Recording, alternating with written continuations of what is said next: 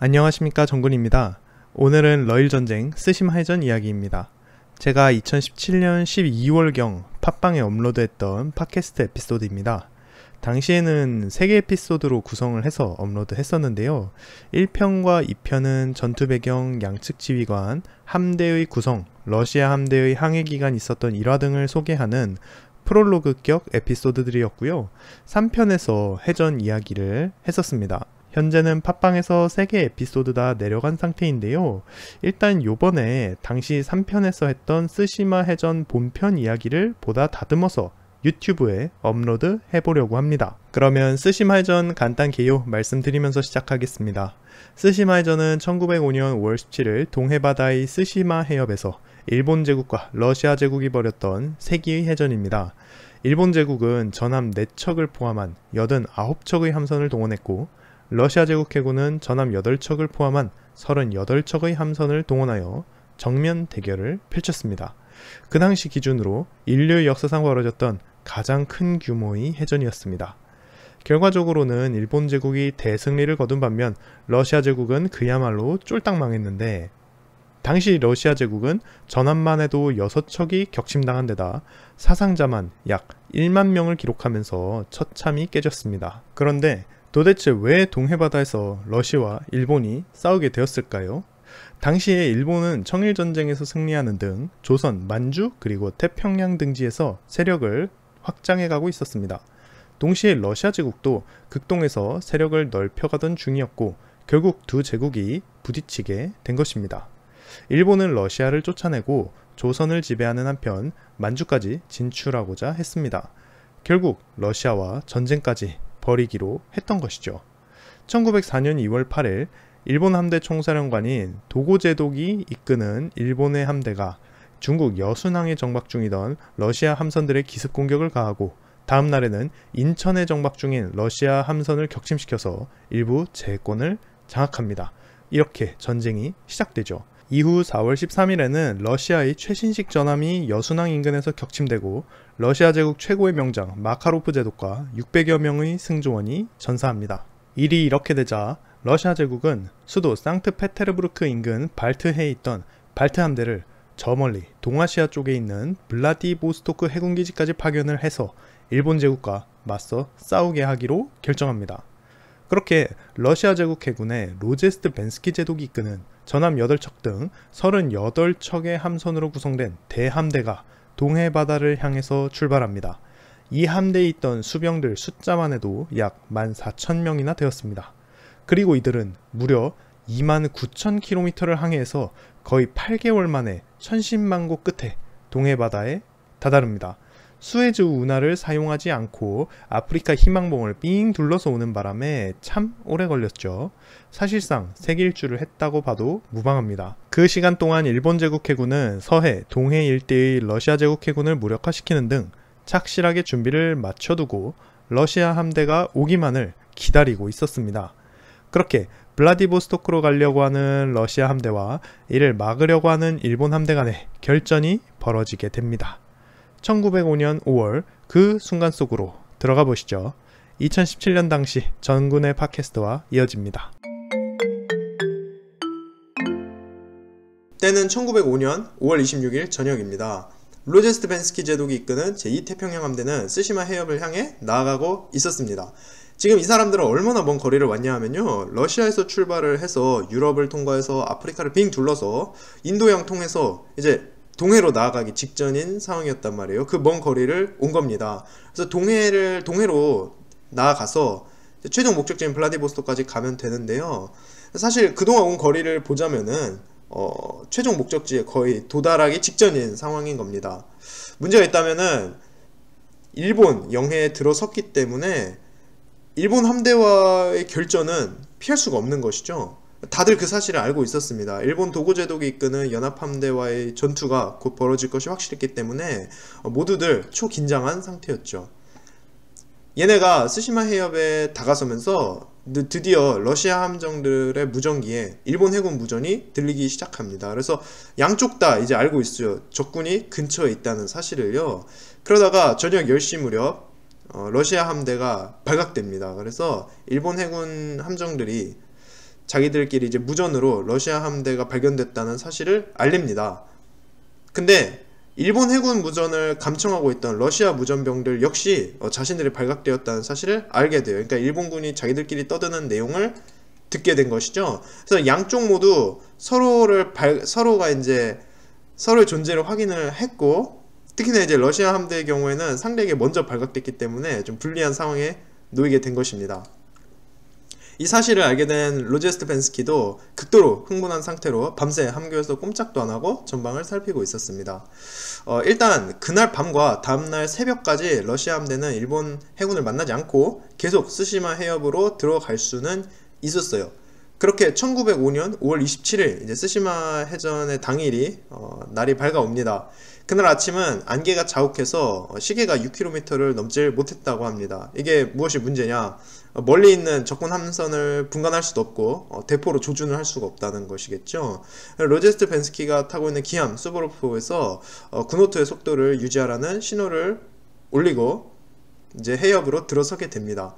당시 러시아 함대는 이제 정연한 대형을 갖추고 일본 해역으로 들어서고 있었어요. 그래서 가장 앞에 경순양함 세척이 커다란 삼각형을 이루면서 전진을 하고 있었고요. 그 뒤로 쉽게 말씀을 드리자면은 두 줄로 쭈르륵 서서 러시아 함대가 길게 늘어서서 따라가고 있었습니다. 그래서 오른쪽 맨 앞줄에 기함 수보로프호가 있었고요. 총지휘관 로제스벤스키도 이 배에 타고 있었습니다. 그래서 러시아 함대의 가장 좋은 신형 전함 4척과 이제 다소 낡기는 했지만 그래도 전력이 충분했던 낡은 전함 1척, 이렇게 5척이 오른쪽 줄에서 쭈르륵 줄을 맞춰서 가고 있었다고 해요.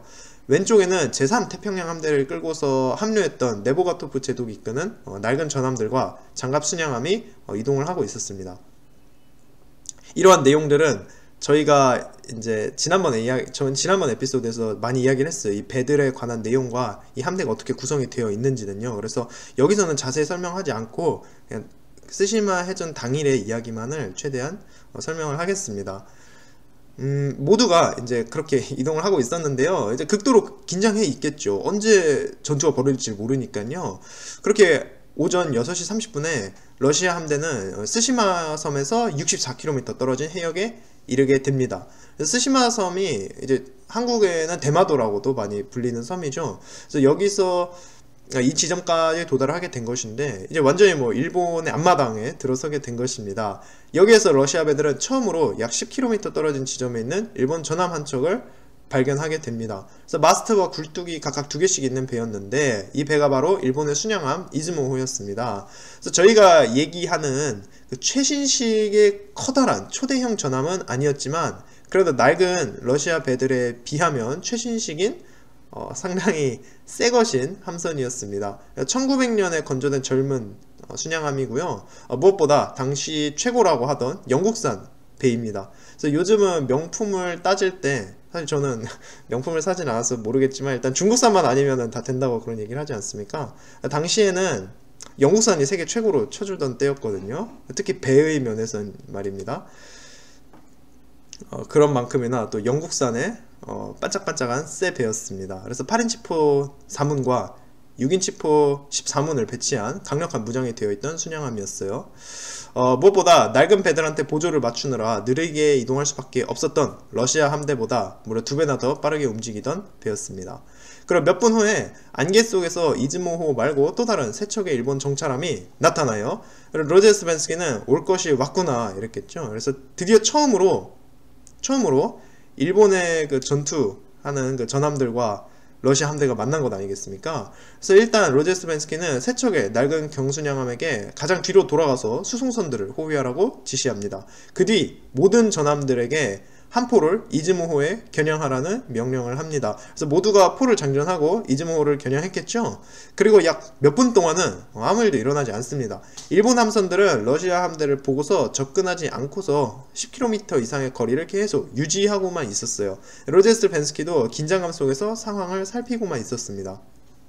그렇게 대치 상황이 지속되고 있던 가운데 아침 8시에 러시아 함대는 이제 황제의 대관식 날을 기념하기 위해서 깃발을 올립니다. 그리고 그 동시에 이번에는 러시아 함대 뒤에서 4척의 일본 전함이 나타났다는 보고가 로제스벤스키에게 들어와요.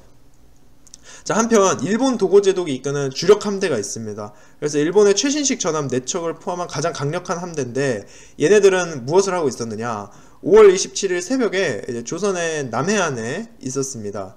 그러니까 4척의 순양함은 그보다 더 남쪽에 고토섬에 있었고요, 다른 6척의 함선들은 바다를 샅샅이 뒤지면서 러시아 함대를 찾고 있었습니다.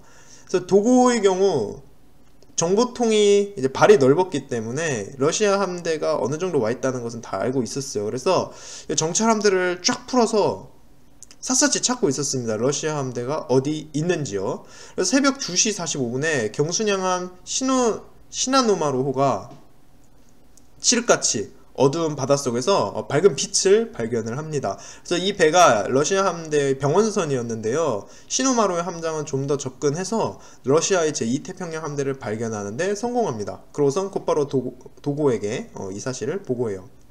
러시아 함대가 나타났다는 소식은 아침 5시 5분에 도고가 타고 있는 미카사호에 전달됩니다. 그래서 북한이 러시아 함대를 발견했다는 급보를 알려오고요, 도고는 기뻐했다고 해요. 생각해보면은 이거는 거의 1년을 기다린 셈이잖아요. 그러니까 도고는 러시아 함대가 출발했다라는 소식을 들은 뒤로 거의 1년 가까이를 얘네가 도착하기를 기다리고 있었습니다.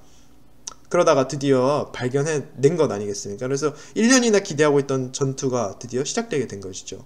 도고는 곧바로 주력 함대에게 발진하라는 명령을 내립니다. 그렇게 아침 6시 45분에 일본의 주력 함대가 닻을 올리고 러시아 함대를 공격하러 출발하게 되어요.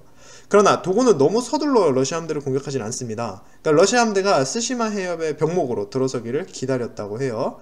그래서 날이 밝은 후 러시아 함대를 처음 발견했던 배는 앞에서 말씀드렸던 순양함 이즈모호였습니다. 그래서 이즈모호에서 러시아 함대를 발견했다는 보고를 올리고요, 말씀드렸듯이 같은 시각에 로제스트벤스키의 러시아 함대 역시 일본 배들을 발견했습니다.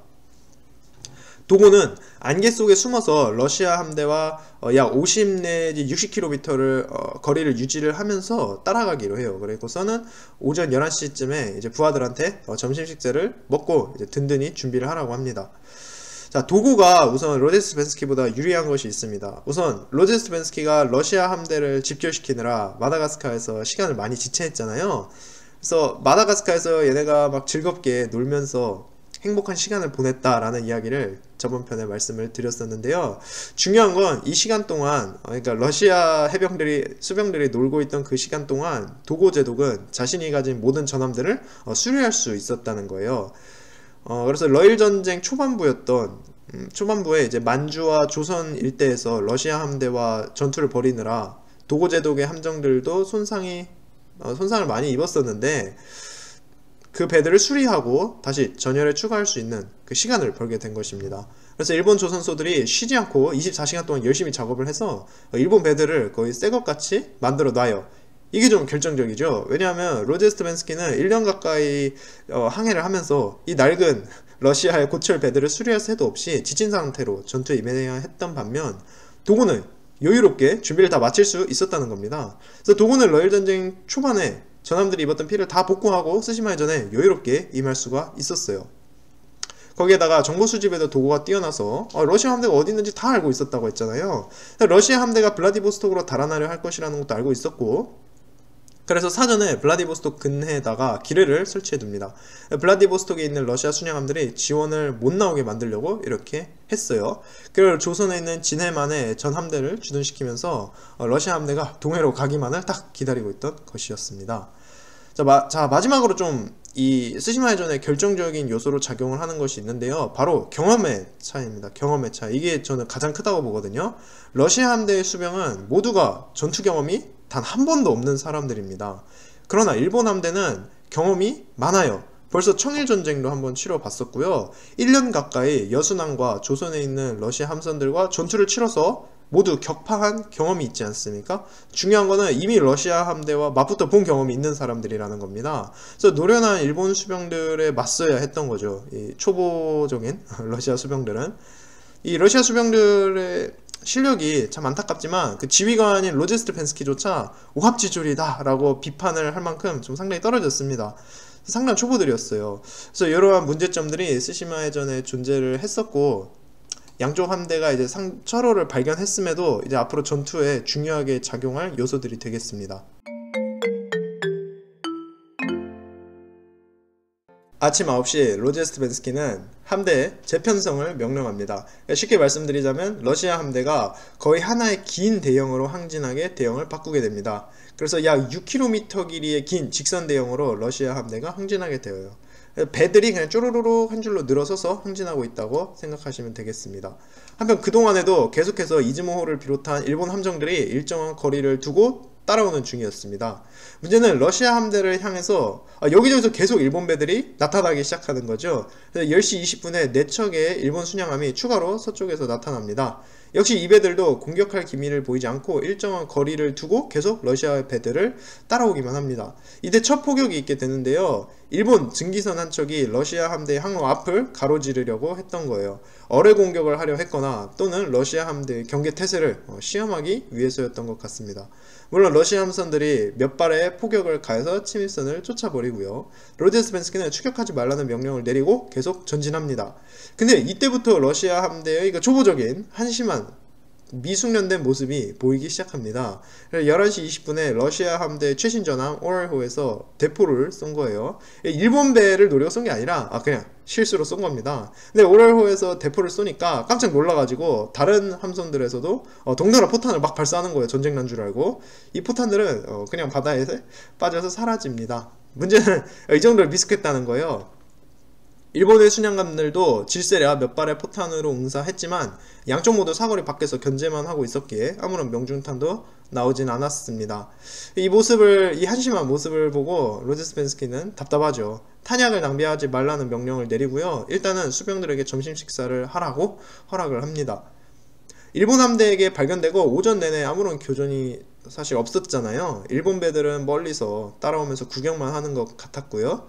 이러니까 러시아 수병들은 전투가 사실상 끝났고 이대로 블라디보스토크까지 안전하게 항해할 수 있을 거라는 희망까지 갖습니다. 그러니까 다들 점심도 먹고 말씀드렸죠. 러시아 선상은 밥과 함께 항상 술이 나온다고요. 저희가 생각하는 간단한 반주가 아닙니다. 상당히 독한 술이 나왔거든요. 그래서 밥도 먹고 독주를 한 잔씩 하고 나니까 다들 기분이 좋아서 벌써 전투 이긴 것 같은 거예요. 아침에 멀리서 쫓아오던 일본 배들은 비록 실수긴 하지만 러시아 배들이 대포 몇 방 쏘니까 다시 안개 속으로 대부분 숨어버렸단 말이에요. 장교들도 장교실에서 샴페인으로 축배를 들고 기분이 좋았습니다. 그때까지는요. 그래서 12시 5분에 러시아 함대는 블라디보스톡으로 향하는 진로를 잡습니다. 이제 스시마 해협 항복판에 들어와 있었어요. 그리고 안개가 점점 걷히기 시작합니다. 이 무렵 로제 스트벤스키는 일본 함대들을 다시 자세하게 보게 됩니다. 그러니까 경순양함과 어뢰정들이 있었어요. 이 배들이 러시아 함대의 진로를 가로막으려는 움직임을 보이고 있었습니다. 어뢰정들이 러시아 함대가 지나가는 앞길에 기뢰를 부설한다면 이건 큰 위험입니다. 로제 스트벤스키는 이제 드디어 전투를 할 때가 왔다 마음을 먹고서는 행동을 개시하기로 해요. 그래서 일본 어뢰정들을 겁주어 쫓아버리고 도고의 주력 함대와 맞서기 위해서 더욱 위협적인 대형으로 함대를 편성하기로 합니다. 대형을 이제 편성하기로 합니다. 그래서 휘하의 전함을 모두 횡대로 늘어세우기로 해요. 그러니까 종대에서 횡대로 대형을 바꾸려고 하니까 러시아 함선들 사이에서 일대 혼란이 생깁니다. 그리고 전함 알렉산드로 3세호가 명령을 잘못 해석하고선 엉뚱한 방향으로 회전을 해버려요. 로제 스트벤스키가 예측한 대로 오합지졸 함대가 되고 만 것입니다. 이게 대형을 짠다는 것이 단 하나의 오차라도 있어서는 안 되는 건데 가장 중요한 전함이 허둥대고 있으니까 로제 스벤스키는 이 한심한 모습을 보고선 대형 변경을 급하게 취소합니다. 근데 갑자기 대형 변경을 취소하니까 또다시 혼란이 생기는 거예요. 그래서 결국에는 두 개의 종렬로 나뉘어 나란히 러시아 함대가 달리게 됩니다. 러시아 함대의 가장 강력한 최신 전함인 수보로프, 알렉산드로스 3세, 보로디노, 오렐 이 4개의 전함이 오른편에 종례를 이루어 달리게 되고요. 왼편에는 다른 배들이 약간 처져서 따라오는 모습을 택하게 됩니다. 이 대형의 가장 큰 문제가 무엇이냐? 일본 함대가 왼쪽에서 공격을 가할 경우 가장 성능이 좋은 최신 전함 4척이 일본 함선들을 향해 포탄을 발사할 수 없는 겁니다. 왜냐? 왼쪽에 지금 같은 편 러시아 배들이 있잖아요. 그래서 같은 편이 일종의 방패 같은 역할을 하고 마는 것이죠. 쉽게 생각을 하자면 두 줄로 맞춰서 쭈루룩 길게 늘어서는 대형을 택한 겁니다. 왜 저희가 두 줄서기 자주 하지 않았습니까? 학교에서 그거를 택했다고 보시면 되겠습니다.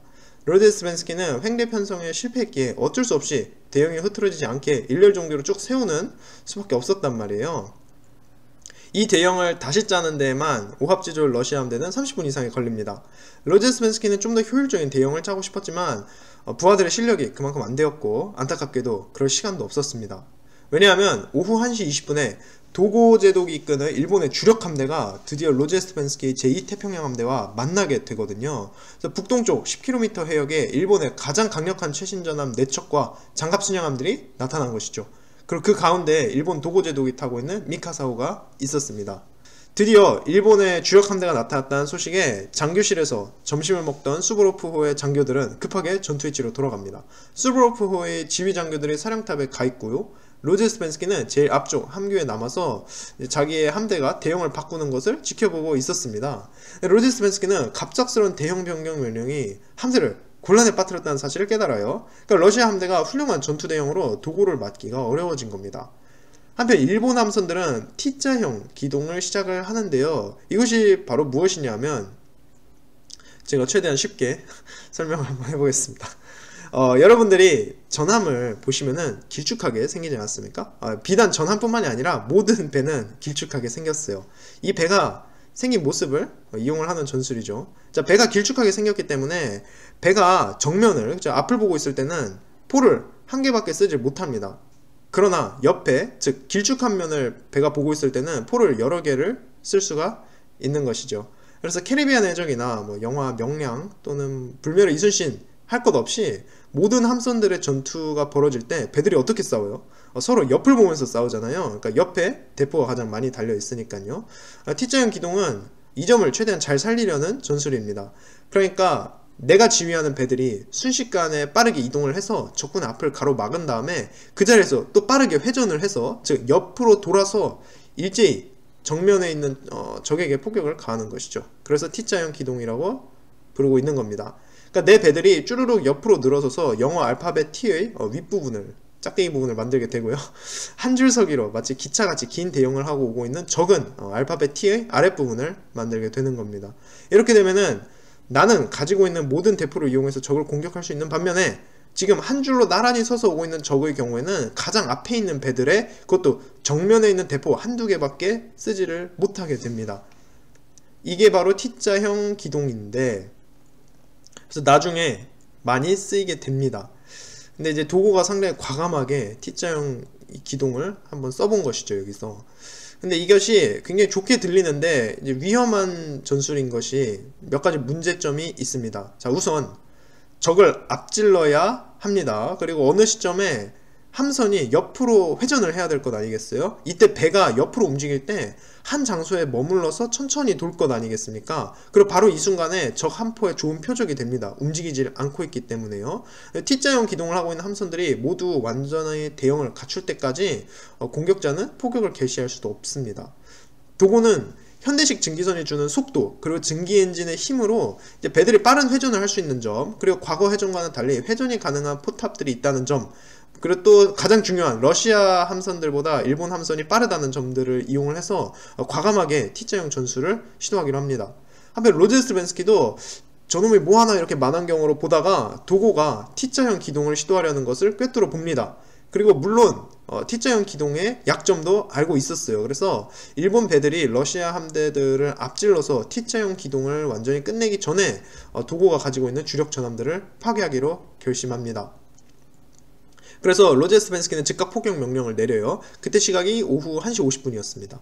그러나 러시아 함대가 말씀드렸듯이 두 줄로 길게 늘어서서 오고 있었고, 주력 전함들은 죄다 말씀드렸죠? 한 줄서기에서 오고 있었다고요. 그래서 모든 배들이 공격에 참여할 수가 없었습니다. 말씀드렸듯이 대포 쏘려고 보니까 지금 앞에 같은 편 러시아 배가 가고 있는 거죠. 그래서 같은 편이 맞을까봐 대부분 배들이 공격에 참여를 못합니다. 그래서 결국에는 제일 앞에서 가고 있던 세 척의 전함만 참여해서 일본 배에게 포격을 가할 수 있게 됩니다. 그럼에도 첫 번째 포탄은 도고가 타고 있는 기함 미카사에서 18m 떨어진 바다에 떨어져요. 미카사호는 기동을 위해서 러시아 전함들의 사거리 안으로 과감하게 뛰어들어가는데 그 즉시 집중 포격이 일본 함대의 기함에 이루어집니다. 도고도 상당히 배짱 있는 게 자기가 타고 있는 배가 가장 선두에 서서 이 위험한 작전을 직접 지휘하고 있지 않습니까? 또 로제스벤스키 역시 이 위험한 해전에서 가장 제일 앞장서서 자기 수보로프호를 제일 앞에 세워갖고 선두에서 전투를 펼친단 말이에요. 이래서 이 두 제독의 싸움으로도 이 스시마 해전이 잘 알려지게 된 것 같습니다. 상당히 뚝심 있는 사람들이에요, 둘 다. 한편 집중 공격을 받고 있었지만 미카사호는 아직까지 단 한 발의 포탄도 발사하지를 않고 있었습니다. 그러니까 도고는 우선 함선들의 대형을 완성하고 그 다음에 포탄을 러시아 함대한테 쏟아 부을 생각이었어요. 당시 미카사호에 타고 있던 일본 수병들에게 1분이 1시간처럼 느껴졌다고 합니다. 그러니까 바다 한가운데서 이동하면서 쏟아져 내려오는 포탄이 제발 다 비껴가기만을 빌어야 했잖아요. 로제스트벤스키는 미카사호를 공격할 완벽한 타이밍을 포착해냈고 공격을 이루어냈던 겁니다. 문제는 러시아 포수들의 경험 미숙으로 명중탄이 생각보다 나오질 않았다는 거예요. 그럼에도 미카사호에 19발 이상의 명중탄이 떨어지면서 일본 측에 첫 사상자를 발생시킵니다. 그리고 오후 2시 이후 빠른 기동력과 뛰어난 실력으로 일본 함대는 T자 기동을 완성해냅니다. 그러고서 곧바로 비오듯이 러시아 함선들에게 포탄을 쏟아 붓습니다. 러시아 함대는 비록 배가 많았지만 말씀드렸듯이 제일 앞에 가는 몇 척의 전함들만 대포를 쏠 수가 있잖아요. 이 전함들도 배에 뭐 10개가 넘는 대포를 빼곡하게 장착하고 있지만 이 중에서 제일 앞에 있는 대포 1개만 쏠 수 있는 상황이었습니다. 반면 일본 전함들은 옆으로 돌면서 자기 배에 있는 모든 대포를 러시아 함대에게 집중할 수 있게 된 것이고요. 일본 함선들의 포격은 처음에 주로 2척의 러시아 배에 집중이 됩니다. 우선은 러시아 함대의 가장 앞에서 달리고 있고 로제스펜스키가 타고 있던 수브로프호였습니다. 그리고 다른 한 척은 제2태평양 함대의 부사령관 깃발이 휘날리고 있는 오슬라비아호였어요. 당시 부사령관은 항해 도중에 암에 걸려서 죽고 없었지만 부사령관 깃발이 휘날리는 것을 보고 도고가 입에도 집중 공격하라고 한 것입니다. 불리한 대형에 일본 함대의 뛰어난 기동술로 인해서 러시아 함대는 곧 도고의 화력에 압도당합니다. 경험이 부족했던 러시아 포수들과는 달리 일본군 포수들의 조준은 매우 치명적일 정도로 정확했다고 해요. 가장 많은 포탄을 얻어맞던 수보로프의 주위 바다가 마치 막 펄펄 끓는 것처럼 보였다고 합니다. 2시 15분에 수보로프호의 함장실에 포탄이 떨어집니다. 당시 일본군은 시모세라는 화약을 쓰고 있었는데요. 이게 무엇이냐? 일본이 신형 포탄에 넣기 위해 개발한 특제 폭약입니다. 이 폭약이 든 포탄은 껍데기가 얇아서 그만큼 폭약이 들어갈 공간이 더 많았다고 해요. 그래서 기존의 포탄에 들어가던 폭약보다 3배 이상 그 양을 채워 넣을 수가 있어서 위력이 강력했다고 합니다. 이 신형 폭약이 터지면서 수보로프호에 불이 붙고 페인트도 녹아서 벽에서 막 불이 흘러내리기 시작합니다. 연기가 심해서 쌍안경은 무용지물이 되었고요. 갑판 위에 공기가 너무 뜨겁게 덮여져서 장교들 눈에는 증기 말고는 아무것도 안 보였다고 합니다. 일본의 위력적인 포탄 한 발이 명중할 때마다 10여 명의 러시아 병사들이 죽고 있었고 곧 배의 갑판은 피로 뒤덮입니다. 이때 포탄이 터지면서 파편이 장갑을 뚫고 사령탑으로까지 들어와요. 그래서 여기서 2명의 수병과 배를 조종하던 베르세네프 대령이 그 자리에서 죽습니다. 물론 로제스펜스키도 여기 있었지만 아직까지는 다치지 않았었어요. 그래서 보시면은 14,000명이 넘는 러시아 함대를 총 책임져야 할 것 아니에요. 그래서 이 아비규환의 현장 속에서도 계속 밖을 살피면서 지휘를 하고 있었다고 합니다. 수브로프호의 함장은 로제스펜스키에게 진로를 바꾸라고 간청해요. 도고의 포수들이 현재의 거리에 적용되어 있으니까 진로를 바꿔서 그 거리가 갑자기 그러니까 확 달라지게 틀어버리자는 거죠. 로제스펜스키는 우리 역시 그 거리에 적용되어 있다고 얘기를 하면서 계속 함대를 향해 전진하라고 하지만 전함의 아래쪽에 구멍이 뚫렸다는 보고를 받고선 그제야 우현 쪽으로 방향을 돌리라고 명령합니다. 그때 여러 개의 파편이 총안을 통해 날아들어오면서 로제스펜스키에게 맞습니다. 당연히 부상은 심하지 않았다고 해요. 그러니까 곳곳에서 포탄이 터지고 연기가 자욱한 상황에서 로제스펜스키는 의자에 앉아갖고 계속 보고를 들으면서 전황을 지켜봅니다. 그러니까 전투가 어느 정도로 격렬했느냐, 로제스펜스키가 앉아있는 의자 주변에만 6구의 시체가 누워 있었다고 합니다. 그리고 5분 뒤에 몇 개의 파편이 또 날아와서 로제스펜스키에게 맞습니다. 그러니까 이번에는 머리와 다리에 맞게 되는데요. 상처가 아주 심각했습니다. 그런데도 피를 철철 흘리는 와중에 머리를 수건으로 싸매고 사령탑에 계속 머물러 있어요. 한편 옆에 있던 함장의 머리에도 파편이 명중하고 머리가 깨지는 중상을 수보로프의 함장이 받게 됩니다. 이런 와중에도 사령탑을 꿋꿋이 지켰다고 하니까 장군으로서의 뚝심은 있는 사람이죠. 그러나 전투는 러시아 함대에게 불리하게 흘러가고 있었습니다. 오후 2시 25분에 수보로프호의 상황이 위태로워집니다. 선미와 함교에 불이 번지고 있었고요. 그리고 배의 아랫부분에 구멍이 뚫리면서 전함 전체가 왼쪽으로 기울고 있었어요. 마스트도 부러졌고요. 전투가 개시되고 30분이 지난 시점에 러시아 함대의 기함은 이미 크게 파괴된 상태였습니다. 그때 이미 거리 측정기와 포 등등 다른 장비들이 심한 손상을 입었거든요. 그럼에도 수보로프호는 고집스럽게 계속 일본 함선들을 향해 포탄을 발사하고 있었다고 해요. 한편 로제스벤스키는 사령탑에 더 이상 머물러 있는 것이 아무 의미가 없다는 것을 깨닫습니다. 전투가 30분 진행된 시점에 피바다가 된 사령탑에 로제스벤스키 자신을 포함해서 겨우 4명밖에 생존자가 안 남은 거예요. 화염과 연기로 앞이 하나도 안 보이는 생지역 속에서 로제스벤스키는 탈출해서 더 아래쪽의 전투 위치로 이동하기로 합니다. 이동하면서 오랜 기간 자기와 함께 타고 있던 배의 수병들이 수없이 죽어가는 모습을 봤겠죠. 당시 배의 아랫갑판에도 화재가 심각했다고 하는데 이 때문에 많은 병사들이 화재 때문에 오도가도 못하고 배 아래에 갇혀 있었습니다. 배 자체도 치명적인 손상을 입어서 러시아 함대의 대열에서 벗어나서 비틀비틀 거리고 있었어요. 문제는 수보로프호가 옆으로 방향을 돌리고서 비틀거리니까 알렉산드르 3세호와 브로디노호, 오렐호가 그 뒤를 따라온 거예요. 그러니까 지금 말씀드린 배들이 러시아 함대의 가장 주축이 되는 전함들입니다. 수보로프호의 마스트가 부러졌기에 로제스벤스키가 깃발로 신호를 보낼 수가 없었는데 그 사실을 깨닫지 못하고 저 어디 가지로 따라온 거죠. 그러나 수보로프호가 더 이상 기함의 역할을 할 수 없다는 것을 깨닫고 전함 알렉산드르 3세호가 나서서 선두에 섭니다. 그러고선 다른 배들을 이끌고 북쪽으로 진로를 바로잡고 계속 전진해요. 하면 2시 반에 러시아 함대 기함 수보로프호는 더 이상 움직일 수 없는 상태로 불과 연기에 휩싸여서 바다 위에 멈추게 됩니다. 로제스벤스키는 망연자실에서 피바다가 된 자신의 배를 걸었다고 해요. 그리고 그 옆에서는 또 한 척의 거대한 전함의 오슬라비아호가 침몰하고 있었습니다. 길이만 132m인 이 전함은 좌연으로 점점 기울어지고 있었어요. 그러니까 역사상 처음으로 함포 사격으로 침몰한 그 현대식 전함이 바로 오슬라비아호가 됩니다. 오슬라비아호가 침몰하면서 400명의 생존자들이 차가운 바닷속에 뛰어들고요. 러시아의 어뢰정들과 순양함이 일본군의 포격을 무릅쓰고 생존자들을 구조하러 급하게 튀어나갑니다. 로제스벤스키도 이 거대한 전함에 침몰하는 것을 불타는 수보로프호에서 지켜보고 있었어요. 이 배가 로제스벤스키가 침몰하는 것을 직접 목격하게 된 유일한 함선이었습니다. 자기가 타고 있는 배는 이제 움직이지를 못하고 바다에 불타면서 떠있게 되면서 함대 전체에서 이탈하게 된 것이죠.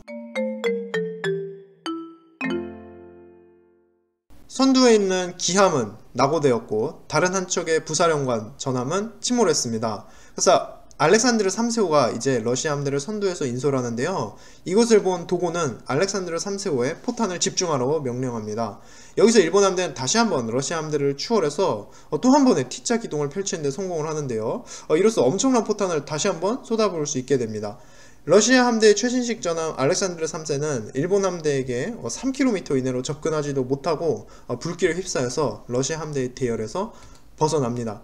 도고의 목표는 전함이었다고 해요. 그래서 가장 최신식 배였고 또 동시에 가장 비쌌다고 말씀을 드렸죠. 그래서 오늘날로 치면은 거의 항공모함급의 가장 중요한 전력이 당시의 대형 전함이었습니다. 그래서 도고는 다 놓쳐도 전함만큼은 꼭 모두 잡으려고 했습니다. 그래서 3시 20분에 알렉산드르 3세호가 불에 휩싸여 전력에서 이탈하고 그 뒤에 표적은 또 다른 최신 전함이었던 브로디노호였습니다.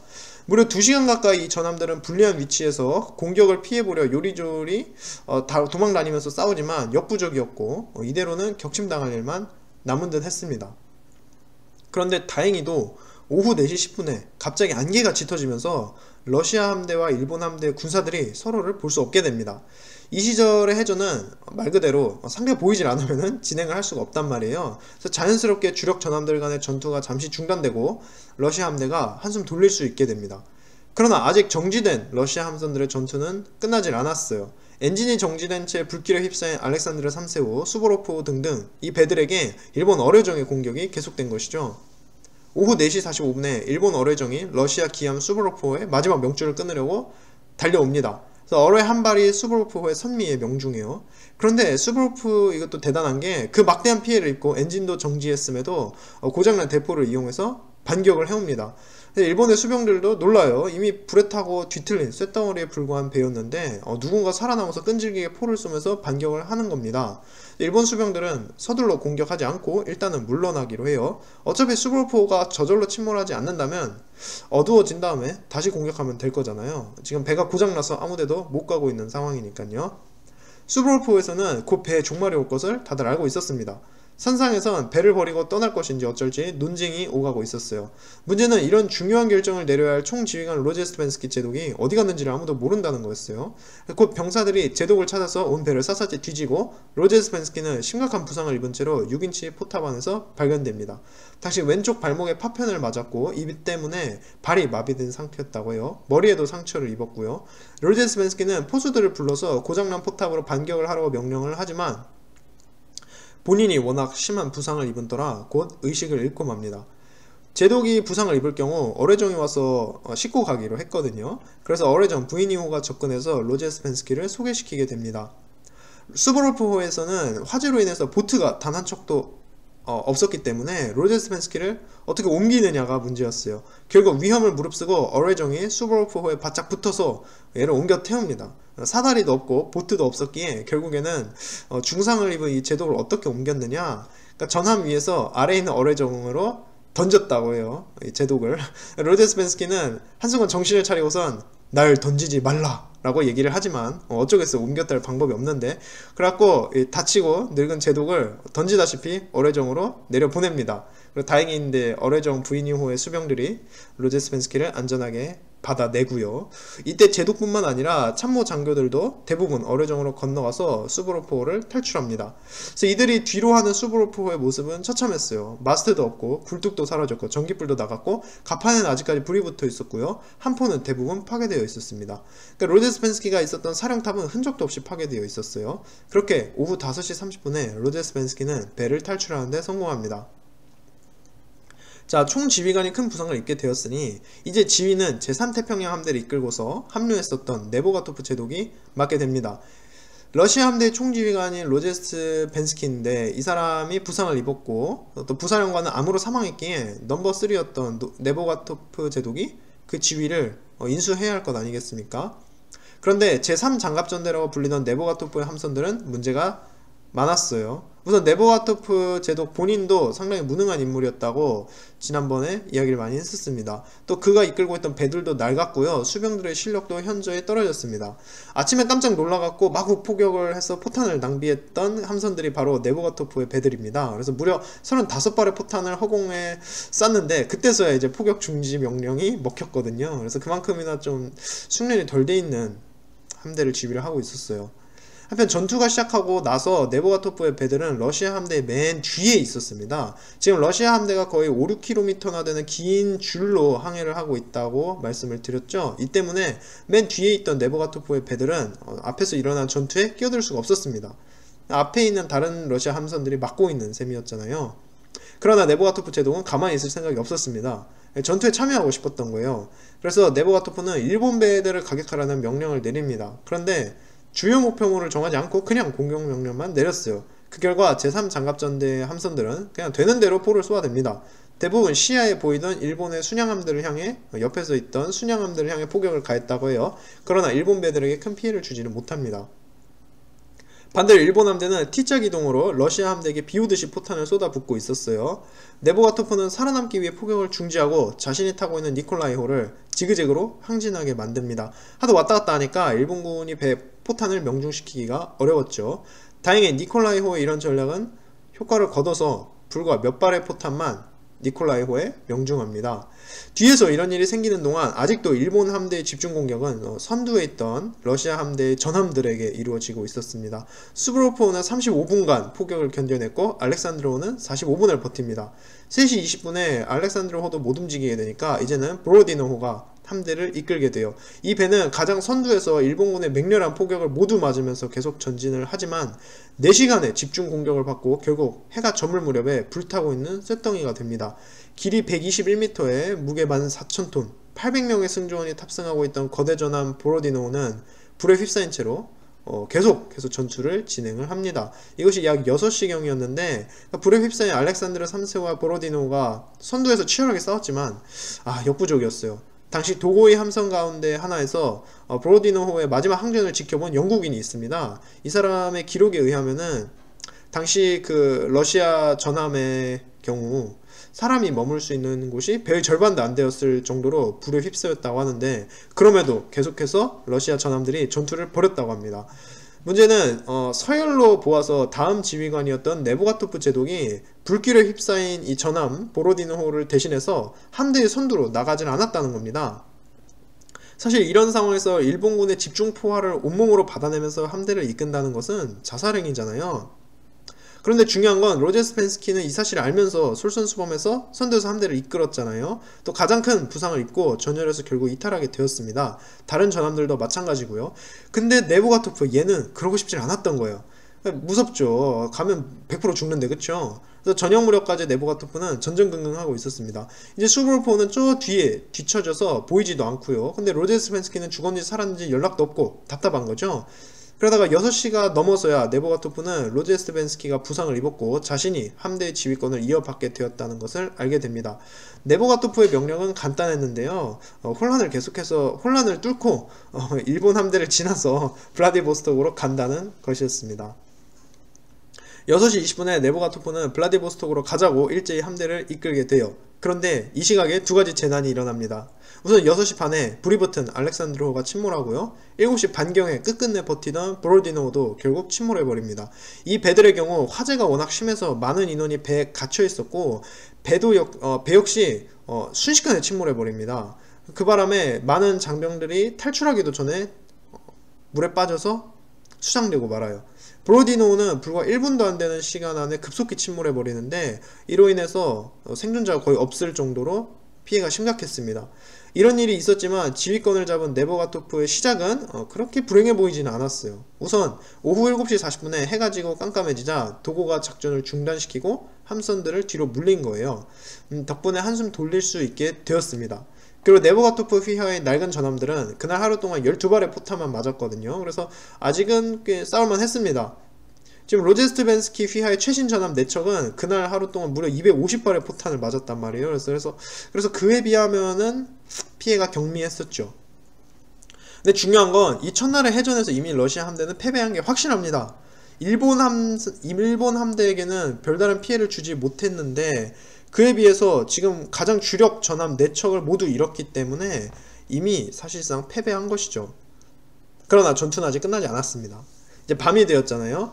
밤이 되었는데 일본 주력 함정들이 잠시 물러났지만 아직 조그마한 어뢰정들이 바다를 가득 메우고 있었거든요. 그래서 어뢰정들을 피해서 밤중에 어떻게든 살아남아야 했습니다.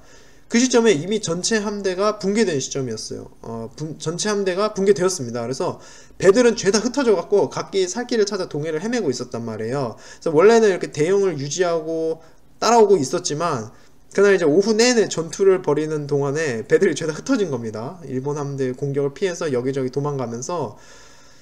그래서 네보가토프가 이제 지휘권을 잡고서 보니까 자기를 따르는 배들이 원래 자기 휘하에 있던 배들 그리고 주변에 있던 뭐 크고 작은 배 5척 밖에 안 남은 거예요. 다 어디로 사라져 갔고요.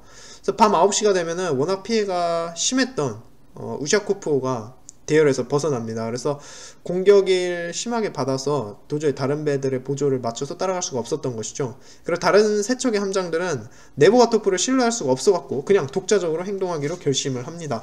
이렇게 해서 자정 무렵에 네보가토프를 따르는 함정은 자기가 타고 있는 낡은 전함 니콜라이호와 최신 전함이지만 심한 손상을 입은 오엘호, 연안 경비정 2척과 순양함 1척뿐이었습니다.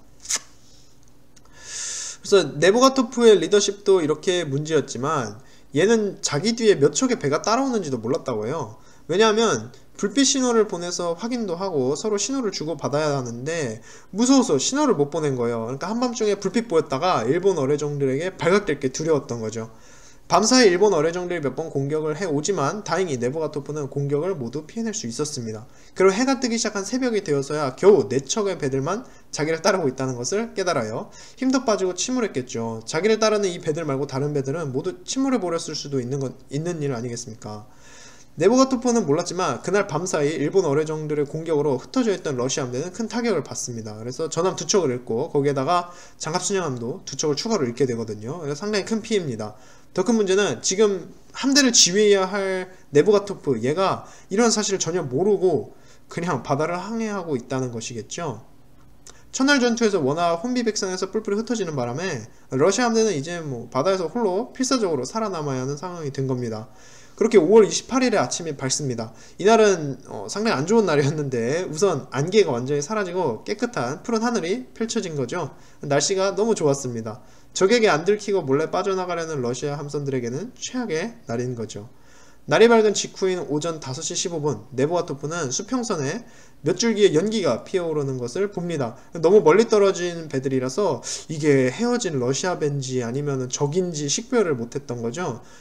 그래도 어제 헤어지는 배들일 수도 있잖아요. 그래서 정찰을 보냅니다. 그런데 정찰 결과 이 배들은 같은 편이 아니라 일본 함정들이었어요. 그래서 이 배들은 카타오카 제독이 이끄는 제5전대에 속하는 함선들이었는데 도고 제독이 이끄는 주력 최신 전함들에 비하면 낡고 성능이 떨어지는 배들이었습니다.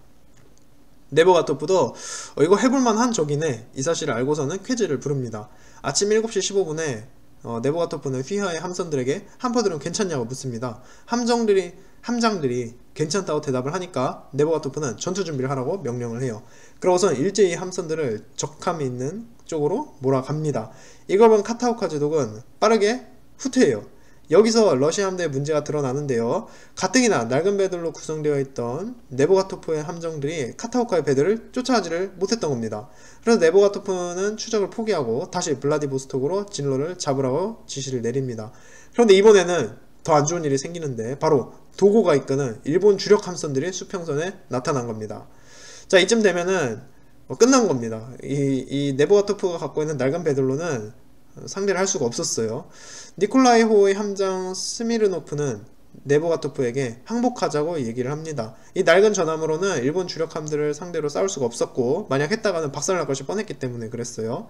당시 네보가토프의 시점에서 이 전투를 보자면은 한없이 너무나 불리한 상황입니다. 우선 러시아 배들은 5척인데 반해서 도고 제독이 직접 이끄는 일본 함선들은 무려 27척이나 되었어요. 더 큰 문제는 도고의 신형 전함들이 가진 함포 사거리는 12km가 넘었는데 네보가토프가 가진 가장 큰 대포조차 이 거리에서 도고의 배들을 공격할 수가 없었습니다. 이건 뭐 일방적으로 포위당해서 공격을 받게 생긴 거예요. 자칫하면 전멸하겠다 싶은 거죠. 네보가토프는 결국에는 항복을 하기로 결심합니다. 그러고선 항복한다는 공식 깃발을 올려요. 이건 본 장교들은 깜짝 놀라면서 어떻게 싸워보지도 않고 전함이 항복을 하냐면서 따집니다. 그러나 네보가토프는 자기 휘하 배들에 타고 있는 2400명의 젊은 수병들을 가리키면서 얘네가 다 죽게 만들 수는 없다 이런 이야기를 해요. 그래서 항복을 하기로 결정을 한 건데 일본군의 포격이 시작됩니다. 네보가토프는 우리는 항복할 의사를 밝혔으니까 일본군에게 일본군에 대해서 응사를 하지 말라고 명령을 합니다. 근데 분명히 러시아 함선들이 항복한다는 깃발을 걸었는데도 계속해서 일본군이 포격을 하는 거예요. 그래서 불과 10분 안에 니콜라이호에 6발의 포탄이 떨어집니다. 자, 왜 항복한다고 했는데도 계속 공격을 하느냐? 일단 일본군의 사전에 항복이란 있을 수가 없는 겁니다. 저희가 기억을 해야 하는 게 지금 일본 지휘관 도고 제독부터 일선 장교들은 대부분 무사 집안 출신이에요. 흔히 저희가 이야기하는 사무라이입니다. 사무라이. 그래서 얘네 사전에 싸우지도 않고 멀쩡한 사람이 적한테 항복한다, 이거는 있을 수가 없는 얘기입니다. 그래서 항복한다 깃발을 내걸건 말건 계속 공격을 하는 거예요. 항복이라는 건 들어본 적도 없던 겁니다. 결국은 네보가토프는 국제적으로 항복한다는 뜻의 깃발을 올렸음에도 쟤네가 못 알아본다 싶으니까 어떻게 하느냐, 일본 국기를 올리라고 명령을 합니다. 이쯤 되면 러시아 수병들도 충격받아요. 아니 어떻게 적국의 깃발을 내걸 수 있냐 이거죠. 그러다 당시 러시아 함선들의 상황이 워낙 절박했기에 대부분 함장들은 명령을 받들어서 일본 국기를 올립니다. 당시 전함 오랄호만 해도 구명정이 한 척도 남아있지 않았고 물에 뜨게 만들어진 수병들의 침상마저 화재로 소실되어서 없었습니다. 탄약도 안 남았었고요. 만약 싸우게 된다면은 그냥 전부 죽는 수밖에 없었던 거예요. 오랄호의 장교 19명 중 부상을 당하지 않은 사람은 3명뿐이었고 함장은 치명적인 부상으로 물러나고 함장 대리가 명령을 내리고 있었습니다. 이 대리조차 파편을 2차례나 맞은 상황이었어요. 그래서 어떻게 전투를 치르겠습니까? 결국 네보가토프 휘하의 배들은 굴욕적이게 일본 국기를 내걸게 되고요. 이것을 본 도고는 그때서야 항복을 받아줍니다. 그래서 일본군의 공격이 멈추게 돼요. 오직 한 척의 배, 그러니까 순양한 이즈무르트호만 굴욕적이게 일본 국기 내거는 것을 거부하고 도고의 봉쇄선을 뚫고 탈출을 감행합니다. 자, 네보가토프가 약간 소인배였고 겁도 많은 성격이긴 합니다. 장군으로서 항복이라는 좀 비겁해 보이는 선택을 하기도 했고요. 그러나 2,000명이 넘는 수병의 목숨을 온전히 보존한 것 아니겠습니까? 그대로 무모하게 싸웠다라면 그냥 전멸이었을 텐데 말이에요. 특히 이렇게 항복하는 행위는 본국 러시아로 돌아왔을 때 사형감이란 말이에요. 그럼에도 항복을 택한 것입니다. 그리고 오전 10시 53분에 도고는 2명의 장교를 러시아의 기함 니콜라이호에 파견합니다. 네보가토프는 정중하게 이들을 대하면서 항복 의사를 밝히고요. 일본 장교들도 도고 제독이 명예로운 항복을 바라고 있으며 러시아 장교들이 개인 무기를 휴대하도록 허용한다 이런 사실까지 밝힙니다. 그렇게 네보가토프와 참모들은 일본 어뢰정을 타고 미카사호를 향해 출발합니다. 네보가토프는 전날에 격렬한 전투를 치른 배라고는 믿어지지 않을 정도로 멀쩡한 미카사호를 보고 충격에 휩싸였다고 해요. 겨우 2개의 작은 구멍만 나 있었고 전체적으로 배가 멀쩡해 보였다고 합니다. 사실 첫날 전투에서 미카사호는 38회 포탄을 맞았고 8명이 전사했었습니다. 그러나 겉모습은 멀쩡했기에 깜짝 놀란 것이죠. 그래서 사실 보시면은 일본 함대 피해가 이 정도로 경미했습니다. 미카사호에 간 네보가토프는 도고와 만나서 여러 이야기를 나눕니다. 그러니까 중요한 게 도고는 일본에서 오랜 기간 유학을 했었던 그 유럽식의 격식과 매너를 아는 사람입니다. 그래서 둘 다 상당히 젠틀맨 같은 대화를 나누면서 협상을 진행하게 됩니다. 한편 중상을 입었던 로제스 벤스키는 어떻게 되었을까? 다시 항복이 이루어지기 하루 전인 5월 27일 저녁으로 저희가 돌아가 봐야 됩니다.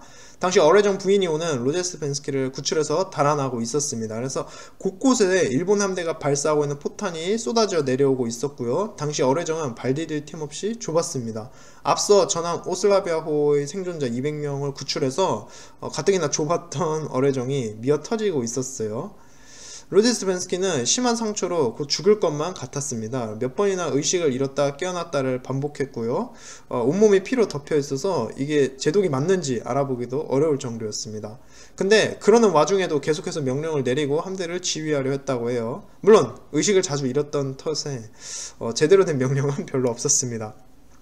밤새 부인이오는 순양함 돈스코이호와 함께 항해를 하고 있었어요. 그래서 다들 지금 함대가 뿔뿔이 흩어져서 독자적으로 살 길을 찾던 중이랬잖아요.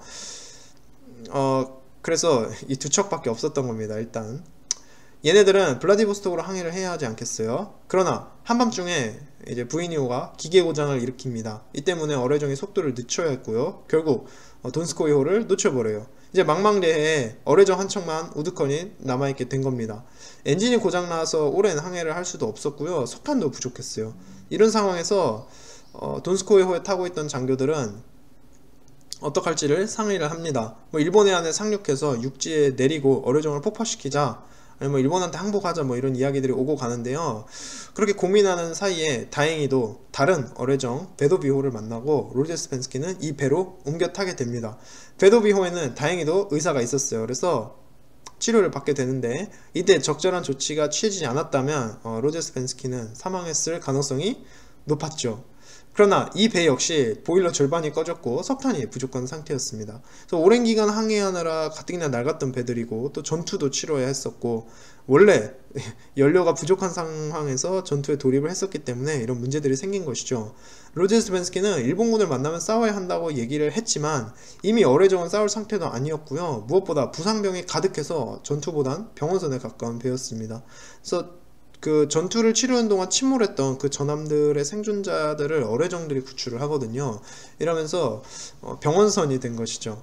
그러다 5월 28일 오후 3시 무렵에 이들은 일본 어뢰정 두 척을 만나게 되는데요. 싸울 것인가 말 것인가 의논이 오가지만 결국에는 항복을 하게 됩니다. 그래서 정신을 잃고 있던 로제스 벤스키는 밖에서 일본 그 어뢰정들 대포 소리가 들리니까 정신을 차리고선 야 이게 뭔 소리냐? 누가 포를 쏘는 거냐? 라고 묻습니다. 그러니까 옆에서 아마 일본인들일 겁니다 라고 대답을 해요. 로제스 벤스키는 왜 우리 쪽에서 응사를 안 하는 거야? 라고 욕을 하지만 공격을 지휘하기에는 이미 기력이 다해가지고 다시 의식을 잃습니다. 그 다음에 로제스 벤스키가 정신을 차렸을 때는 일본의 포로가 되게 된 것이죠. 그렇게 호전 중인 로제스 벤스키가 정신을 잃은 사이에 부하들이 빠르게 항복을 해버립니다. 그래서 총지휘관인 로제스트벤스키마저 포로로 잡히고 지휘권을 인수받은 네보가토프 제도까지 항복을 했죠. 러시아 함대는 주력 함정이 모두 격침당하고 뿔뿔이 흩어졌고요. 이러면서 스시마 해전은 러시아의 대패로 끝나게 됩니다. 러시아는 이틀간의 스시마 해협 전투에서 38척의 함선 가운데 19척을 격침당하고 항복한 전함을 포함해서 7척을 일본에 납포당합니다. 본래 목적지인 블라디보스톡에 도착한 함정이 3척에 불과했어요. 나머지 배들은 상하이나 필리핀으로 달아나서 그곳에서 무장 해제가 되곤 합니다. 인명 손실만 해도 엄청났어요. 러시아 해군은 5,000명 이상이 전사하고요, 6,100명 이상이 포로로 잡힙니다. 이에 비해서 일본은 겨우 어뢰정 3척을 잃었고요, 사상자는 전사자를 포함해서 700여 명에 불과했습니다. 한편 스시마 해전의 참극이 러시아 수도 세인트피터스버그에 도착하는데 시간이 좀 걸렸어요. 해전이 벌어지던 당일에도 러시아는 블라디보스톡에 이제 로제스펜스키가 도착하면 어떻게 할지 이런 걸 생각하고 있었단 말이에요. 새로운 해군 총사령관도 임명이 되었고요, 이미 블라디보스톡으로 기차 타고 가던 중이었습니다. 그러나 전투에서 러시아가 대패했다는 소식이 드디어 들려온 거죠. 첫 소식은 5월 29일 블라디보스톡에 도착한 순양함 알마스호가 가져옵니다. 이 배는 아직 함대가 온전할 때 헤어졌다가 도착했기 때문에 아직까지도 함대의 배들 가운데 단 한 척도 블라디보스톡에 오지 못했다는 소식에 깜짝 놀랍니다. 그 다음에는 5월 30일 어뢰정 그로즈니호가 도착을 하고요, 이 배는 러시아가 대패하였으며 로제스펜스키가 베도비호에 타고 있고 생사가 위험한 상태다, 이 정도의 정보를 줍니다. 마지막으로 도착한 배는 어뢰정 브라비호였는데 천신만고 끝에 블라디보스톡에 도착했다고 합니다. 일본 어뢰정에게 발견되지 않으려고 블라비호는 마스트를 잘라버렸고, 또 뿌옇게 안개 낀 바다에서 눈에 잘 띄지 않으려고 굴뚝을 흰색으로 칠하고까지 왔습니다. 그리고 이게 끝이에요. 그 큰 38척의 러시아 함대 중에서 무사히 블라디보스톡에 온 배들은 이게 전부입니다. 마지막에 도고의 포위망을 필사적으로 뚫고 러시아 해안가 가까이에 난파된 순양함 이줌르트호가 그나마 간신히 도착할 뻔했던 배였어요. 그 커다란 최신 전함들은 단 한 척도 블라디보스톡까지 오지를 못합니다. 모두 동해바다에 가라앉고 한 척은 일본에게 납포되었어요. 세인트피터스버그도 6월 1일쯤에 거의 모든 러시아 함선이 침몰되었으며 로제스벤스키는 포로가 되었다는 사실을 확인합니다. 6월 6일 로제스벤스키는 본국에 보고서를 보냅니다. 네보가토프 역시 같은 날 황제에게 보고서를 전문으로 보내고요, 살아남았던 필리핀으로 달았던 순양함 3척에게서도 보고서가 도착을 합니다. 보고서 내용은 주로 자신이 왜 전투에서 졌고 항복을 할 수밖에 없었는지 등등의 내용이 담겨 있었죠. 당시 로제스벤스키와 네보가토프, 이 두 명에 대한 처벌이 러시아에서 문제가 되었습니다. 네보가토프의 경우 좀 죄가 컸는데, 보시면은 멀쩡하고 건강한 상태였잖아요, 항복할 때. 거기다가 얘가 이끌고 있던 배들은 파편한 게 맞지 않은 상태였고요. 이런 상황에서 항복을 했기 때문에 처벌을 피할 수가 없습니다. 그러나 로제스벤스키는 어찌해야 되는가, 이것이 좀 문제가 됐어요. 부상을 입었었고 또 전투 도중에 의식을 잃었었잖아요. 이런 사람한테 그 전쟁에서 패배한 그 책임을 묻게 해야 하느냐, 그런 게 문제가 되었죠. 그래서 놀랍게도 니콜라이 2세는 이들 두 명을 모두 우선은 좀 사면해 줍니다. 그래서 사형당하지는 않아요. 그러나 사면을 받았다고 해서 이들 제독들이 죄인이 아닌 것은 아니죠. 그러니까 러시아 함대의 피해가 그만큼이나 끔찍했습니다. 로제스벤스키가 탔던 수브로프호만 해도 생존자가 단 한 명도 없습니다. 자기가 어뢰정을 타고 탈출한 이후에 결국 일본 어뢰정들이 수브로프호를 끝장을 내는데요, 그 배에서 살아서 탈출한 러시아 수병이 단 한 명도 없었습니다.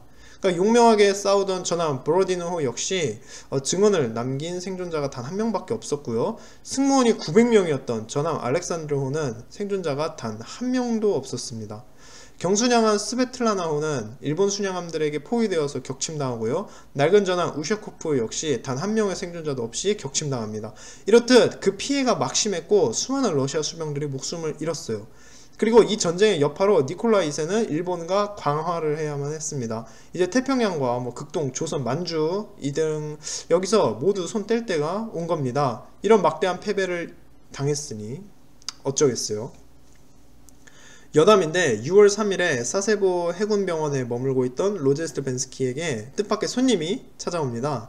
바로 일본 연합함대 지휘관인 도고가 문병을 온 거예요. 그래서 온몸에 붕대를 감고 누워있던 로제스펜스키를 도고가 찾아와서 악수를 한 겁니다. 그 자리에서 도고는 러시아 수병들이 보인 용기에 찬사를 보낸다고 얘기를 하고요. 부상을 입을 때까지 무거운 책무를 수행한 로제스펜스키에게도 개인적인 찬사를 보낸다, 이렇게 이야기를 합니다. 로제스펜스키는 찾아와줘서 고맙고 도고가 상대였으니 내가 패자가 된 것이 부끄럽지 않다, 이렇게 이야기를 해요. 이렇듯이 양쪽 진영 모두 전쟁은 전쟁이고 서로 항복한 상대에 대해서 지킬 건 지키고 뭐 이런 좀 매너를 상당히 갖췄습니다. 그래서 일본 측에서 상당히 관대하게 로제스펜스키를 대우를 해줬고 러시아 그 포로들에 대해서도 좀 친절하게 대해줬습니다. 심지어 9월에 이제 기함이었던 미카사호에서 폭발 사고가 일어나는데 이때 로제스펜스키가 도고에게 위로 편지까지 쓴단 말이에요. 그리고 도고가 답장도 해줍니다. 그리고 러시아에 있는 자기 가족들과 로제스펜스키는 편지도 주고받을 수 있었고요. 전보를 통해서 메시지도 자주 오고 갑니다. 그러니까 원할 때 니콜라이 2세한테 언제나 전보도 칠 수 있었고요. 꽤 관대한 대우 아닙니까? 러시아군 포로들의 경우 8월 중순에 교토에 불교 사원에 수용이 되었습니다. 그래서 상당히 통제된 삶을 살긴 했죠. 아무래도 포로인데 자유롭게 풀지는 않았겠죠. 그래서 장교들을 제외한 수병들은 밖으로 나가는 것이 금지되었습니다. 그럼에도 불구하고 한 달에 3통의 편지를 쓸 수 있도록 허용되었고 러시아와 서구의 신문들을 구독해서 읽을 수도 있었다고 합니다. 또 일본 정부와 세인트피터스버그에서 포로가 된 장교들에게 다달이 월급도 꾸준히 주었고요. 식사 역시 일본 측에서 공짜로 제공을 했다고 해요. 굉장히 통제받는 그 포로의 답답한 삶을 살기는 했지만 또 가장 중요한 게 아이러니하게도 이 수병들이 오랜 기간 지내야 했던 전함보다는 넓은 공간에서 포로 생활을 했다는 겁니다. 그래서 상당히 아이러니하지 않습니까? 그래서 오히려 자유로운 신분이었을 때보다 포로가 되었을 때 더 넓은 공간에서 좀 더 나은 음식을 먹으면서 생활을 할 수가 있었다는 점 흥미롭습니다. 그리고 이곳에서 지내던 이들은 대부분 10월 하순에 러시아로 돌아가게끔 허락도 받고요. 그래서 제가 좀 인상 깊었던 거는 우리들은 제2차 세계대전 이야기를 하면서 얼마나 그 일본군과 또 그 서구 병사들, 영국군이라든지 미군 등과 그 격렬한 전투가 있었고 포로 학살, 학대 등의 행위가 있었는지 그러한 이야기들을 항상 접하고 있지 않았습니까? 근데 이때만 하더라도 이제 1차 세계대전 전이고 그 당시만 하더라도 일본군이 그래도 그 영국식의 격식이나 또 해군들의 그 국제법 등등을 상당히 준수하는 모습을 오히려 보여준다는 겁니다. 그래서 전투는 전투고 이거는 별개다, 이런 식으로 해서 포로 학대라든지 이러한 일들이 기록에 거의 나오지를 않습니다. 적어도 지금 저희가 보고 있는 이 쓰시마 해전의 경우에는 말이죠. 쓰시마 해전 이후 벌어진 일들을 간단히 요약해 보겠습니다. 우선 도고 제독은 아시아의 넬슨 제독이다, 일본의 넬슨이다, 이런 타이틀이 붙게 되는데 이러면서 인기 스타가 됩니다. 지금도 일본인들 사이에서 존경받는 사람으로 남아있고 해군 명장을 언급하라고 하면은 자주 나오는 인물입니다. 반면 로제스펜스키는 러시아로 돌아가는 동안 자신의 부하들이었던 수병들에게 하극상을 겪어야 했고요. 본국으로 돌아가서는 곧바로 법정에 서야 했습니다. 다행히 로제스펜스키는 무죄로 풀려나지만 해군징을 사임을 합니다. 편지에서 로제스펜스키는 자신이 차라리 유죄를 받았더라면 더 기뻤을 거라고 쓰고 있어요. 그만큼이나 그 자신이 패전했다라는 사실에 책임감을 크게 느끼고 있었다고 합니다. 반면 네보가토프의 경우 황제는 네보가토프의 계급을 박탈합니다. 그래서 다행히 사형은 당하지 않지만 해군직을 박탈당했고 10년형을 선고를 받게 되는데요. 그래서 감옥에서 형을 살고 나중에 나오게 됩니다. 일본은 전쟁에서 승리한 대가로 요동반도와 만주 소재 러시아 자산에 대한 소유권도 얻게 되었으며 그러면서 더욱 거대한 침략적 제국으로 성장하죠. 그리고 안타깝게도 조선도 사실상 일본의 식민지로 완전히 전락하고 맙니다. 일본과 러시아의 전쟁인데 생각해보면 되게 재밌지 않습니까? 지들 나라에서 안 싸우고 조선 땅과 동해바다에서 싸우지 않았습니까? 그리고 그 전리품으로 조선이 전락하고 말았죠. 이러한 사실이 상당히 안타깝습니다. 반면 러시아는 러일 전쟁에서 패배하면서 국내에서 혁명이 불게 되고요. 그 결과 1905년에 혁명이 일어나게 됩니다. 네보가토프를 비롯해서 스시마 해전에서 살아남은 사람들 역시 이 혁명의 바람에 휩싸이게 되고요. 이 사람들은 아마 이제 불과 자기가 10년 뒤에 완전히 달라진 세상, 그러니까 뭐 공산주의 세계에 살 거라고 생각이나 했겠습니까? 뭐 저희들이 그렇게 한번 볼 수가 있겠습니다. 그래서 러시아 해군이 이렇게 크게 패배한 원인은 무엇일까? 대함대끼리 격돌했는데 이렇게나 한쪽이 크게 패배한 거는 처음이란 말이에요. 그래서 가장 큰 이유로는 오랜 그 무모한 항해로 인한 손실이 컸다는 겁니다. 배도 손실이 컸고 무엇보다 러시아 함대가 시간을 많이 허비했다는 점, 그래서 도고한테 준비할 시간을 많이 줬다는 거겠죠. 그래서 동등한 위치에서 시작한 전투가 아니라고 볼 수가 있겠고요. 그리고 배의 성능이 일본에 비해서 러시아가 매우 뒤떨어졌다는 사실입니다.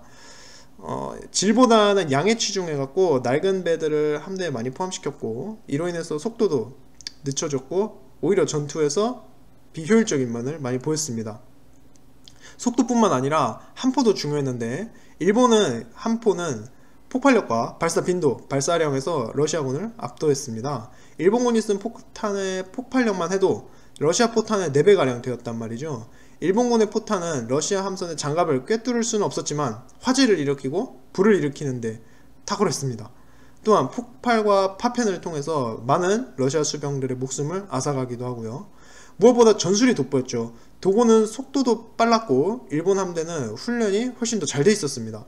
따라서 실전에서 러시아 함대에 비해 월등한 능력을 원없이 보여주죠. 그래서 T자형 기동을 무려 2번이나 펼치면서 러시아 함대에게 포탄 세례를 쏟아 부을 수가 있었습니다. 이런 원인들로 스시마 해전은 러시아의 대패로 끝났고요. 이는 현대전의 그 포문을 연 새로운 해전인 동시에 역사에 길이길이 남을 대패인 것 같습니다. 일본 측에서 보자면은 뭐 대승리고요. 조선인 저희 입장에서 보자면은 상당히 일본의 식민지가 되는 계기가 되었던 전쟁인 만큼 안타까운 점이 많습니다. 이렇게 저희가 스시마 해전에 관한 이야기를 끝을 냈습니다. 3편에 걸쳐서 이야기를 했는데요.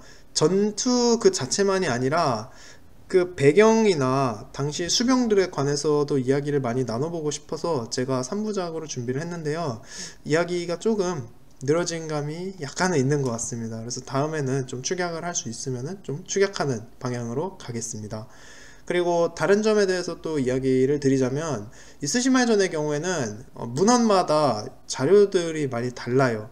그러니까 워낙에나 특히 러시아 함대의 경우에는 워낙 잡다한 배들이 많이 섞여 있었기 때문에 이 배를 순양함으로 분류할 것인지 뭐 전함으로 분류할 것인지 등등부터 해갖고 표기가 다 다릅니다. 문헌마다. 그 사실이 약간 좀 아쉬웠고요. 또 번역이 하도 제각각이어서 그 원래 이제 원문으로 된 자료들은 대부분 영어로 또는 뭐 러시아어로, 일본어로 되어 있었을 텐데요. 이것을 번역하는 과정에서 한국어 책마다 표기가 다 달라요. 그래서 하나의 획일적인 단위가 없었기 때문에 무엇을 선택할지 제가 조금 어려웠습니다. 그 점이.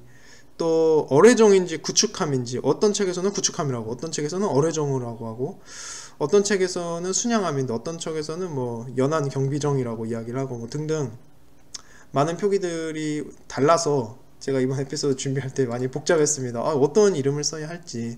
그래서 혹시 스시마 해전에 관해서 이야기를 많이 들어보셔서 잘 알고 계신 분들의 경우에는 내가 아는 것과는 약간 다른데 배가 수가 좀 다른 것 같아, 또는 뭐 이때 침몰한 배가 저런 배가 아니었을 텐데, 이런 사소한 오류들이 약간씩 보일 수 있겠지만요, 이는 통일된 단위의 그 번역본이 없다는 오류와, 그리고 아무래도 제가 해전에 관해서는 이제 책을 좀 많이 읽기 시작해서 제 미숙함의 오류 등등이 생긴 그런 문제라고 볼 수 있겠습니다. 그래서 혹시나 정정해야 하는 내용이 있거나 사실과 다른 새로운 것을 알고 계시는 분이 있다면 댓글로 같이 공유를 해주시면 좋을 것 같습니다. 그렇게 제가 이제 에피소드를 만들었으면은 그런 식으로 약간의 보완의 내용의 보완이 이루어진다거나 임프로바이즈가 좀 있어야 되지 않겠습니까? 그렇게 볼 수 있겠습니다. 그래요. 오늘 이야기는 저희가 여기서 마무리를 지으면 될 것 같고요. 해전에 갑자기 제가 흥미가 많이 생겼어요. 처음 해전을 이렇게 준비를 할까 생각을 하게 된 것도 2차 세계대전 동부전선 이야기가 끝났기 때문에 이제 태평양 전쟁 편으로 제가 옮겨가려고 하거든요. 그래서 일본과 주로 이제 연합군이 벌였던, 미군이 벌였던 전쟁이지 않습니까? 태평양 전쟁은 거의 이제 말 그대로 태평양에서 벌어진 전쟁이지 않습니까? 그래서 각 개별 섬에서 벌어진 육상 전투도 있지만 이제 해전이 많습니다. 그래서 해전에 관해서 이야기를 할 때 이걸 어떻게 진행을 해야 할까 찾던 중에 아무래도 일본 해군이 나오고 또 대한민국이 좀 연관이 되어 있던 이 러일 전쟁 스시마 해전부터 좀 그 이야기를 해도 괜찮지 않을까 싶어서 해전 준비하기에 앞서서 이렇게 스시마 해전편 제가 이야기를 해봤습니다. 그래서 태평양 전쟁도 이야기를 해보고 뭐 물론 다른 많은 이야기들도 나눠볼 것입니다. 또 여러분들이 저도 가끔씩 있는 사실인데요. 저희들이 보시면은 제가 거의 전쟁사 이야기들만 많이 다루지 않았습니까? 근데 이제 지식 나눔 방이지 않습니까? 그래서 전쟁 이야기 말고 좀 더 다른 지식들도, 그래서 역사뿐만이 아니라 좀 다양한 좀 실생활에 관한 이야기라든지 영화 등등 많은 이야기들을 제가 나누고 싶은데요. 어느새 지금 전쟁사 팟캐스트로 굳어진 것 같아서 일단은 하는 이야기들이 많으니까 그것들을 끝내고 나중에 시간이 되면은 차차 다른 이야기들도 함께 나눠보는 걸로 하겠습니다. 자, 그러면 오늘 이야기 여기까지고요. 다들 좋은 하루 보내세요. 감사합니다.